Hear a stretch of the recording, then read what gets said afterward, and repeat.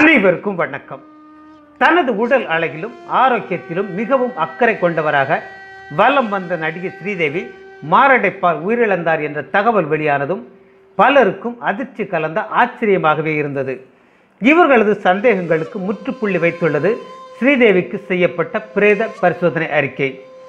முதலில் திடீர் மாரடைப்பு காரணமாக ஸ்ரீதேவி உயிரிழந்தார் என சொல்லப்பட்டது. ஆனால் ஆக்சிடென்டல் ட்ரௌனிங், அதாவது எதிர்பாராத மயக்கம் ஏற்பட்டு குளியல் தொட்டிக்குள் நிலைகுலைந்து விழுந்ததில் ஸ்ரீதேவிக்கு அந்த கணமே உயிர் பிரிந்திருக்கலாம் என்று மருத்துவ விளக்கங்கள் கூறுகின்றன. துபாய் தடயியல் துறையில் இந்த அறிக்கை பல்வேறு சந்தேகங்களை எழுப்பியுள்ளது.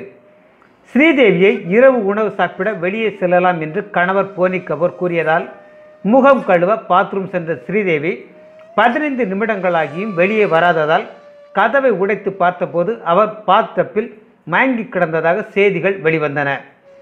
நிதானம் இல்லாத அளவிற்கு மது அருந்தியிருந்தவர், அதுவும் பிரபலமான நடிகையான ஸ்ரீதேவி அந்த நிலையில் வெளியே செல்ல ஒப்புக்கொண்டிருப்பாரா என்பது முதல் சந்தேகம். அவர் இந்த அளவிற்கு மது போதையில் இருந்தது தெரிந்தும் அவரை ஏன் போனி கபூர் வெளியே செல்ல அழைத்தார் என்பது இரண்டாவது சந்தேகம். பாத்டப்பில் ஸ்ரீதேவி விழுந்திருந்தால் சிறு சத்தமாவது கேட்டிருக்கும். அப்படி சத்தம் கேட்டு உடனடியாக கதவை உடைத்து பார்க்காமல் 15 நிமிடங்கள் கழித்து ஸ்ரீதேவி வரவில்லை என்று கதவை உடைத்து பார்த்ததாக சொல்வது அடுத்த சந்தேகத்தை எழுப்புகிறது.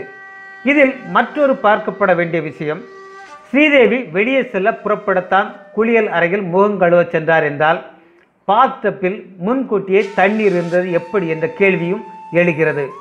ஏனென்றால் பொதுவாக பாத்டப்பில் குளிப்பதற்கு சில நிமிடங்கள் முன்னரே தண்ணீர் நிரப்பப்படும். ஆனால் ஸ்ரீதேவி சென்ற சமயத்தில் பாத்டப்பில் தண்ணீர் நிரப்பி வைக்கப்பட்டிருந்ததன் மர்மமும் புரியவில்லை. இது மட்டுமின்றி ஸ்ரீதேவியின் இறப்புக்கான காரணம் எதிர்பாராத மயக்கம் என்று பிரேத பரிசோதனை அறிக்கை சொல்கிறது. மயங்கி தண்ணீர் தொட்டிக்குள் விழுந்திருக்கிறார் ஸ்ரீதேவி. அதனால் மூச்சு திணறல் என்று கூறினாலும் எதிர்பாராத மயக்கம் என்ற வார்த்தை எப்படி பிரேத பரிசோதனை அறிக்கையில் பயன்படுத்தப்பட்டது என்பதும் பெருத்த சந்தேகத்தை எழுப்பியுள்ளது. விடை சொல்பவர் யாரோ? நன்றி.